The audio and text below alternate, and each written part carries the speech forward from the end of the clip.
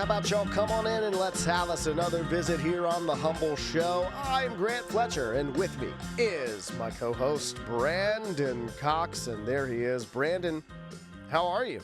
Hey, man, I am doing cool, I have to say. Very cool, man. Love to hear it. How are you doing? I'm doing all right, man. I'm doing okay. I think some of the Humbl fam, I think all of the Humbl fam might be a little confused as to like what's going on, given the title of the show might be giving it away. And the thing is that Brandon is moving to Southeast Asia, where he's going to become a monk, and that is true. The rest of his days, taking a vow of silence, and so we just had to prepare for that. No, actually, what's going on is we are winding down the show. This is I'm gonna let y'all know this is the last episode of the Humbl Show, officially the last episode of the Humbl Show. Doesn't mean we're not gonna be doing some things as time goes on. We'll get into that here in a little bit, but we'll talk about it a little bit more. Before we do that, let's just keep it light. Let's do what we always do on the show. Yeah. Brandon, can you recommend a song for me, please, before we get too far into this?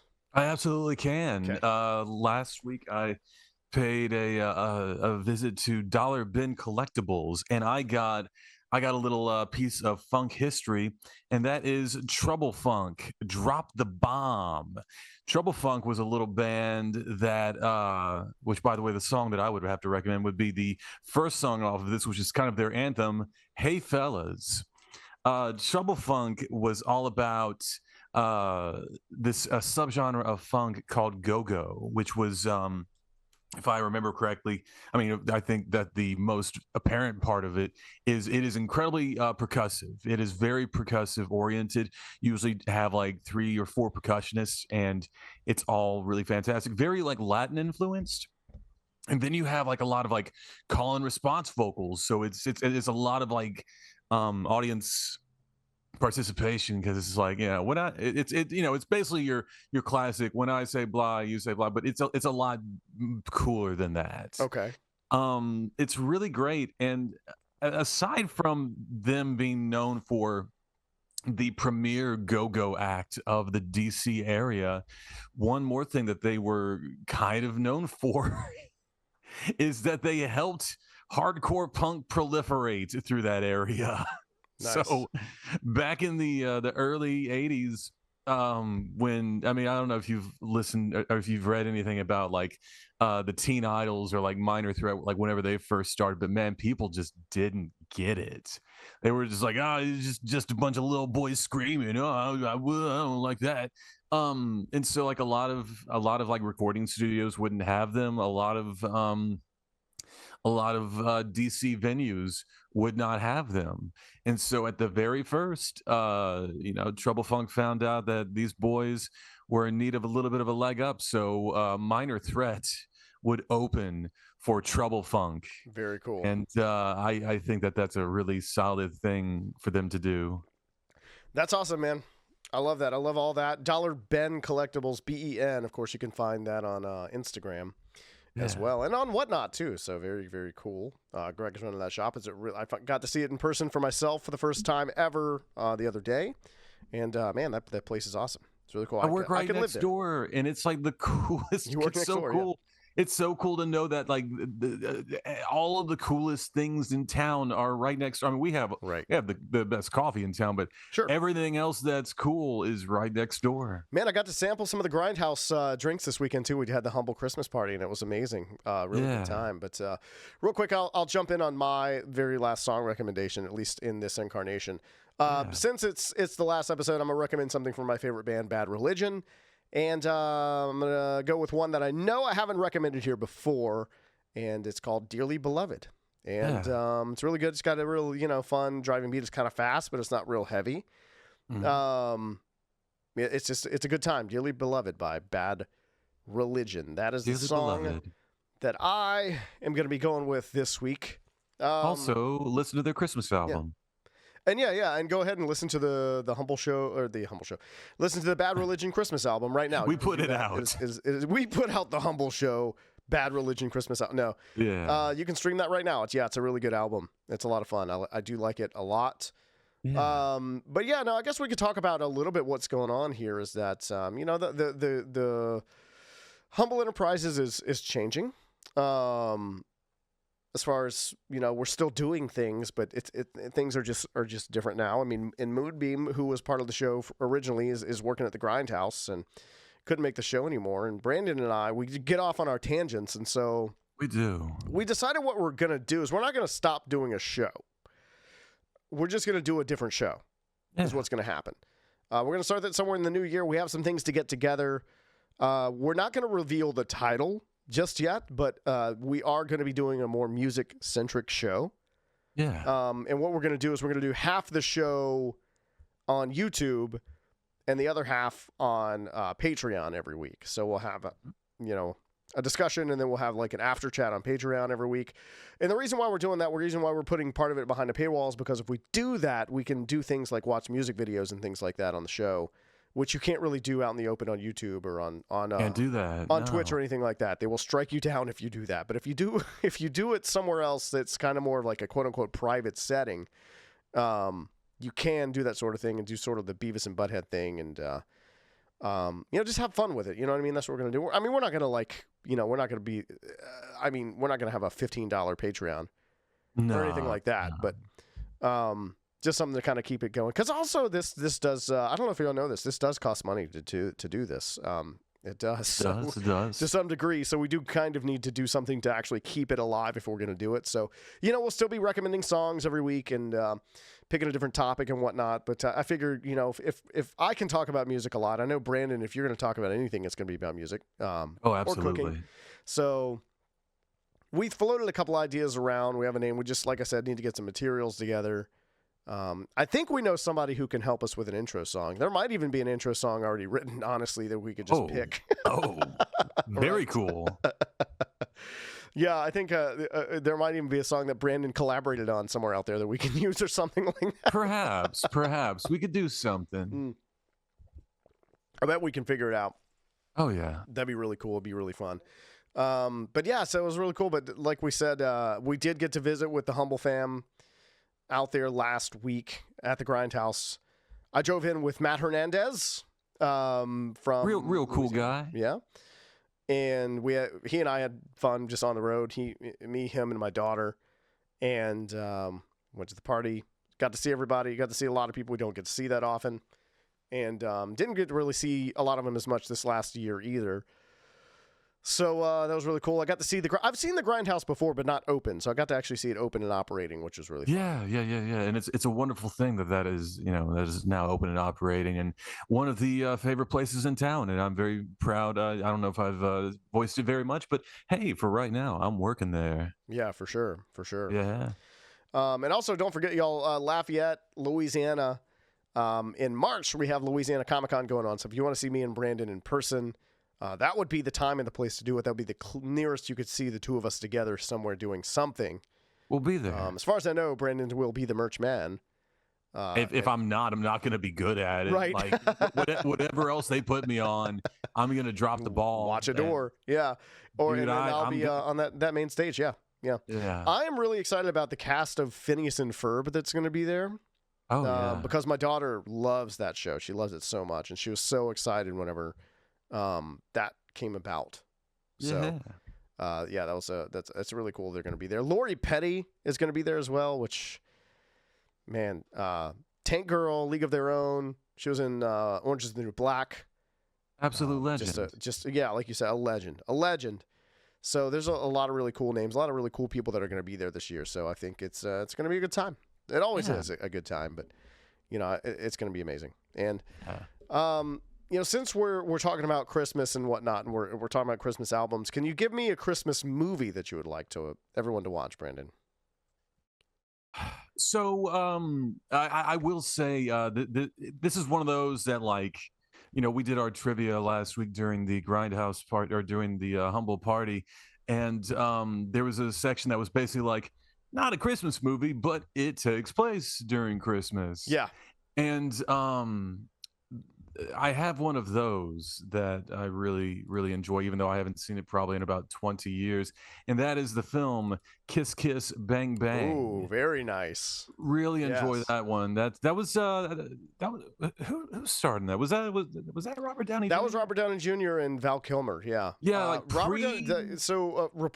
Purportedly, that is the role that got Robert Downey Jr. the role of Iron Man. good and like I feel like that should be the film that like people always kind of loosely claim like, oh, he got clean and then there was Iron Man. And like, no, he got clean and then there was Kiss Kiss Bang Right. Bang. Yeah, that was part of his comeback right there. Yeah. I remember it being a very good like neo-noir film. Uh-huh. And, just really good film. Yeah. So it's a movie that takes place at Christmas time, neo-noir. You have a voiceover narration by Robert Downey Jr. as the main character. Yeah.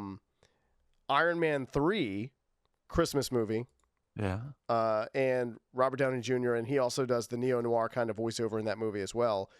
Same director for both movies. That is Shane Black, who directed. I was about to say, I think somebody owes somebody some money, right? But Yeah, no, it's the same guy. Be, cash going into one hand and out the other. Yeah, yeah. Which kind of is probably why Iron Man 3 is my favorite of the Iron Man movies, to be honest with you. But it's a solid movie nonetheless. I mean, here's some of the others from that list that we had there. Christmas movies that aren't Christmas movies. Die Hard, of course, is on the list. Yeah. The Long Kiss Goodnight, I recommend if you haven't seen that one. Batman Returns, of course. Yeah. Dougie J is in that movie. Dougie J, baby. Doug Jones, he plays a clown. Let's see. Black Christmas, Trading Places, Lethal Weapon, Edward Scissorhands, You've Got Mail, and Gremlins, all on that list. Just some solid movies on there. I don't know how often I would watch You've Got Mail, to be honest with you, but I was about to say, I feel like a couple times is enough. It's fine. I don't have anything against it, but it's been like, I think I saw like that movie out of the corner of my eye in probably a dentist office or something. Like, how did they even exchange email addresses? Like, was that ever touched upon? I don't know if they ever get into it. Yeah, I think it's like they met in a chat room or something like that. And, what if it was a real weird chat room? Yeah, because it's definitely AOL. Yeah. So they met in like an AIM chat room or something like that. They both strike me as enthusiasts of vampire feet. That's the sort of chat room that's the chat room that they met on. Okay. Well, if you say so. Yeah, they don't strike me as diaper furs, but they do strike me as the vampire feet. Vampire feet. They are perusing wiki feed on the daily. Yeah. Yeah. My all-time favorite Christmas movie ever is The Muppet Christmas Carol. Oh, it's so good. I mean, it's just like, the thing is, like, it's just fluff, right? Yeah. Like, there's not a lot of substance to it, and yet it's great. It's amazing. It's exactly what everybody wants. The acting, all the performances in it, the comedy in it, so good. So good. Yeah. There's nothing, like, every time I watch it, I'm like, I really just can't find anything wrong with it. Yeah. It's a good time. I want to know what your favorite Christmas movie is, Humble Fam. Tell me. What's Leave me a comment. Favorite Christmas movie? Yeah. Tell us on the gram. Tell us on the TikTok, wherever it is, on this final one, y'all. Let's send this one off with a bang. You know what I'm saying? Yeah, absolutely. Yeah. I don't know, man. What was it? I wonder what everybody's favorite discussion was, or part of the show every week, or even if you had a favorite episode of this show. I mean, mine were always the ones where we were together, right? Yeah. It's like we do them on like a Sunday at a convention. So like we're exhausted already because Saturday was such a big day. We're already really tired. Like usually with those, I ended up getting like 2 or 3 hours of sleep prior to that. And it's like the opportunity. The thing is, once the show ends, right, the opportunity to go to bed is there. Oh yeah, yeah. And you can go to bed. Some very intelligent people decide that is the best thing to do. Yeah, and we're grown adults. We know better. Yeah, we just don't do it. We just don't go to bed. And like, because it's like me, I leave the show and I'm like, okay, I need a beer and a sandwich of some kind. A big sloppy sandwich. Big sloppy sandwich. Sometimes, like it's not like a classy night out where you do sloppy steaks. Yeah, yeah. But it is like a comfort food where you do sloppy sandwiches. Yeah, yeah. Because I mean, they're not going to stop you from just ordering a glass of water. They can't stop you. You order the sandwich, you order the glass of water. Yeah. One thing leads to the other. You got to eat it real fast sometimes because they try to kick you out. Yeah. But I mean, I think that they're a little bit less strict with the sandwiches. Okay. If you want to pour water all over that bread. Because typically you're not ordering a sloppy sandwich at a high end establishment. Mm-hmm. You know. Yeah, you're not getting a mozzarella and apple sandwich and slopping that shit up. You're you're doing that with a meatball sub. Of course, man. You know what? After Alabama Comic-Con this year, actually not after, before, like during, like I said during, before, like I picked him up from the airport. Booker T. was talking about Texas de Brazil. Oh my God. He's a meat man. He was like, let me tell you about Texas de Brazil. He was like, they've got the crispiest salads. Because he knew, like, as soon as he landed, he was like, oh, wait, I know for a fact that there's a Texas de Brazil right across the street from the venue. Oh, yeah. Like, he remembered, he was like, oh, man, he's like, they got the crispiest salads. He's like, with bacon. And like, he was salivating. That's talking about these salads and all the other food he was going to eat. So I know it was Booker T. Like, I know it was Booker T in the Nation of Domination in that Texas de Brazil. That is so. And I mean, you've got 5 very large athletes. Yeah. Walk into Texas de Brazil. They're like, oh no, we're about to get wrecked in here. Yeah, and then they're just really enthusiastic about the salads. That's Well, yeah, I mean, Booker, he's felt.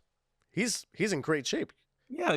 But I mean, that's just like, man, we need to go to this Bobcat fireworks stand. They got the best kiddie pools. I don't think. Well, the thing is, I don't think he stopped at the salad, right? I don't think it's that situation. Yeah, I should not give out unhealthy tips when that's like saying, like, I don't know, like going to the salad station at Texas de Brazil is like it's like instantly filling your plate with the fried rice and the noodles at a Chinese buffet. It's like, no, that's how they make their money. They expect people to fill up on the rice and the noodles. You got to go for the good stuff. Yeah, true enough.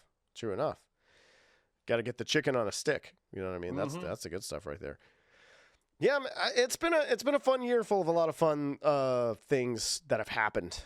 Back to the last Louisiana Comic-Con, I drove with Kim Rhodes from New Orleans to Lafayette, and we stopped in Baton Rouge along the way for lunch at a place I really love called Elsie's Plate and Pie. Yeah. And we sit down, and the waitress comes up, and she's like, hey, how are you doing? She looks at Kim, she goes, do I know you from somewhere? And I knew that she knew the answer already. When she asked the question, she knew the answer. Yeah. And Kim was like, oh, I don't know. Like, how old are you? And she was like, I do know you. So I was like, wow. She was like, oh my God, I love you so much. And Kim was like, oh, well, can you like, are you allowed to like take pictures or whatever here while you're at work? And she was like, it doesn't matter. I'm going to anyway. So like after the meal was over, like Kim make sure she got her pictures. And on the way out the door, all the wait staff like stopped her. They're like, please, can we please like get a picture with you? Yeah, and then, like they were like tears. Like they were holding back tears. Oh, that's so awesome. They were like, you were my mom from The Sweet Life of Zach and Cody. So Oh yeah. Yeah, I mean that was just like I said, like that's why we do this kind of stuff. Like that's just seeing those types of interactions. Yeah. And you see a lot of them.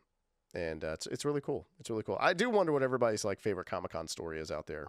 I would like to hear all of them. Please. I know everybody has at least one. Yeah. Yeah, for sure. Brent, what do you have one that like stands out to you that you don't think you might have told I don't have any that I can say on air.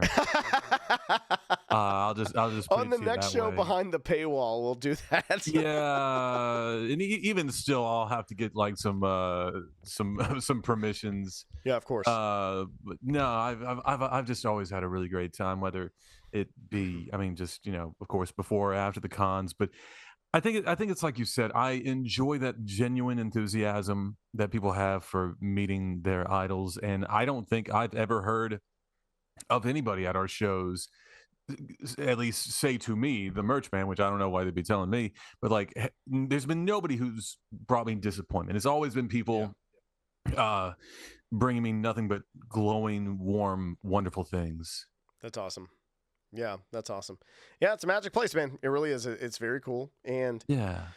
I had somewhere I was going with this. I just don't even know where I was going with it, but I'm looking forward to the next show. And I think honestly what you should do is just kind of keep an eye on like what I'm doing on Instagram. I'm at Grant L. Fletcher. TikTok, I'm at real Grant L. Fletcher. I'm not that fake guy over there that stole it before me. Brandon, you can give out yours if you want to. I don't know if you want to. If you find me on social media, you find me on social media, leave me alone. If you see him, you didn't see him. That's no, exactly. But you'll know when the show drops, when the new show drops. We will have it all out there. Also, as this is dropping tonight on Twitch, twitch.tv/forthewintrivia, I will be doing a live trivia game. You might even have had some of the answers thrown at you for some things in this round. Who knows? Maybe so. Yeah. In this episode, I mean, and it's going to be holiday movie trivia over there. I'm looking to be streaming some live trivia once a week over on Twitch. And I'm probably going to upload those games on YouTube after the fact, like the day after as well, if you just want to see them. Like, you won't be able to play along. It's going to be like an interactive game on Twitch, but you could still kind of, watch it kind of like a game show or something like that and see how you did. So I'm really excited about doing that. I'm going to be opening that up. It's going to be a lot of fun. If you check out For the Win Trivia on Instagram and TikTok, you'll find all my things out there as well. I might even be giving away like free answers and things like that leading up to the game and stuff like that too. So no charge, baby, no charge. No charge at all. Just so you may be able to get something right before you even tune in. So that's gonna be really cool. I'm really looking forward to that. Oh yeah, Brandon, I think we very well could play one last game of trivia here. Let's do it. I got Bob on my team. He's right there. And this is not music or Christmas related at all. It's something I've been wanting to do, and it's the last episode. Oh heck yeah! And if you're listening with kids, you may want to skip this game, but it's the last segment of the last episode. But if you are listening with kids, I want to say right now, if you're skipping the game, thank you so much for being here with us for the whole ride. We only missed 2 weeks. One of those was for this past Thanksgiving, and the other one was just because we just couldn't get our lives together and get it done. We were too tired from the Christmas party, so there's that. Yeah. So thank y'all for being here, and we'll see y'all on the next show. That said, if you are if not you're cool listening with kids, or if you just don't care, we're going to play a game, Brandon. It's a 50-50 chance on each of these called Pro Wrestler or Adult Film Star. Okay. And I'm going to give you a name, and you have to tell me if that person is a professional wrestler. I'm an expert at one of those fields. Or adult film star. Brandon loves wrestling. No, one of the ideas we had for a show is where every week I just explain or talk about wrestling to Brandon and tell him like some of the weirdest, craziest storylines and characters and events that have ever happened in pro wrestling. So, and we might do that in some form or fashion at some point in time in the future, but we'll see. We might do that. We might do it. All right, here we go, Brandon. Here's number one. Tell me, is this a pro wrestler or an adult film star? Maxwell Jacob Friedman. Oh God, that nothing against this man, but I mean that's just such a underwhelming name either way. Yeah, that sounds like just like a regular dude name. It sounds like a one-off politician in the Spider-Man universe. Like he's only in. He's only in like one or two. Like a 3-issue arc, yeah. Yeah. Say the name one more time. Maxwell Jacob Friedman. Dude, I'm going to go with adult film star. That is a pro wrestler. He's actually a former AEW World Heavyweight Champion, believe it or not. Man, he should go back in the books, erase that name, and put something better. That's his real name, too, I think. What about this? He didn't even try. He didn't even try. Owen Gray. Is that a pro wrestler or adult film star? Adult film star. That is correct, yes. Yeah. Kirsten Price, is that a wrestler or? Adult film star. That's correct, yes. Yeah. Number 4, Sean Stasiak. Is that a wrestler or adult film That's star? a wrestler. That is a wrestler, yes. At one point in time, he went by the name Meat. Just Meat. Yeah. Number 5 is Rodney Mack. That is a porn star name. That's a pro wrestler. Oh, okay. That's a pro wrestler, and there's something really funny I could tell you about him. When we the kids aren't listening when we do right the now. wrestling. No, it's just when we do the wrestling show. If I tell you now, it would ruin it if we ever get around to doing it. Okay. All right, fine. I'll touch just to give you a taste about Rodney Mack. You know Teddy Long, right? You've worked with Teddy Long at shows, right? Teddy Long was his manager for a little while. Okay. And every week on SmackDown, Teddy Long would come out with Rodney Mack, and they would issue the White Boy Challenge, where it was an open challenge to any white wrestler to see if they could beat Rodney Mack. Dude. It ended the White Boy Challenge because he won all of his matches until Goldberg walked out. And then Goldberg just demolished him. And then for whatever reason, Goldberg stands up on the turnbuckle after winning and just yells, "White boy!" Dude. And no one knows why. Hell yeah. Because he won the White Boy Challenge. You can watch it. It's on YouTube. It's out there. Oh my God. That needs to be something that happens at the Grindhouse, the White Boy Challenge. I don't know what it's going to be. What it would be. Yeah. I think it would, like, I don't know if we can legally do this, but I mean, we have the 4 Horsemen of the Apocalypse, which That's is true. six shots of espresso. Maybe we need to have a 12-shotter called the White Boy Challenge. So anyways, that's a glimpse at the maybe possibly wrestling show we might do one day. You're 4 for 5. Here's number 6, Rachel Starr with 2 R's. That's it's Rachel. No, I'm kidding. It's 2 R's and Star. What's that? Adult film actress? That's correct. Yeah, you were 5 for 6 here. Tina Ferrari. That sounds very adultish, but I'm going to say wrestler. She is a wrestler, yes. So that was a name from Glow is what it was from. And like the original, not the Netflix show. And she ended up wrestling for WWE under a different name later on. Number 8, Rico Strong. I feel like I'm going to get surprised on this one, but I'm going to go with, because it sounds like a very on-the-nose wrestler name. Is it a very on-the-nose wrestler name? It's not. It's an adult film star. Yeah. There was a wrestler just named Rico, though. A popular wrestler back in the 2000s, maybe early 2010s. Anyway, number 9 is Aja Kong. Wrestler. That is a wrestler. That is a legendary Japanese wrestler. Yeah. Wow, you have only dropped 2 so far on this one here. The last one, Tara White. Wrestler. Nope, it is not. Oh, really? It does sound like a generic wrestler name, though, doesn't it? It does. Like some of these, I think that the main thing that we can take away from this is that I need to start watching more adult films, and that some people, like whether you are a wrestler or an adult film actor or actress, you really need to brush up on that damn name. That's what I was saying. Like, honestly, I just don't know what it was that made that click for me. I was like, a lot of wrestlers sound like they could be. Yeah. You know, they just sound like they could. It could be on the screen doing the dirty for money. I can't think of a better way for us to have ended the show as with this game. It's perfect, honestly. Well, listen, everybody. That's the show. Thank you all for coming along for the ride.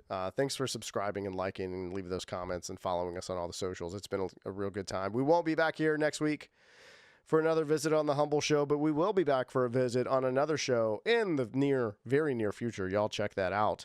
Yeah. Wherever it may be. Brandon, do you have anything you want to say before we go?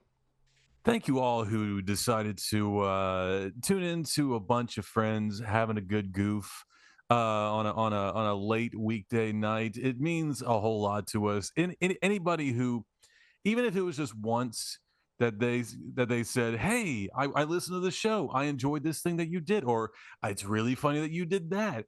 I think because, I mean, while Grant, you put in a great deal of effort behind the scenes, you did more than I even know. I do feel that, though, that ultimately the end product was just a good bunch of friends having a good time, and I'm glad that people enjoyed that. That's what it was about, man. I like that people tuned in. I like people watched all the clips we put out there and things like that. So it was a really good time, y'all. Again, thanks for coming along for the ride. And y'all check it out. We will be catching y'all later on down the road. But until then, stay humble.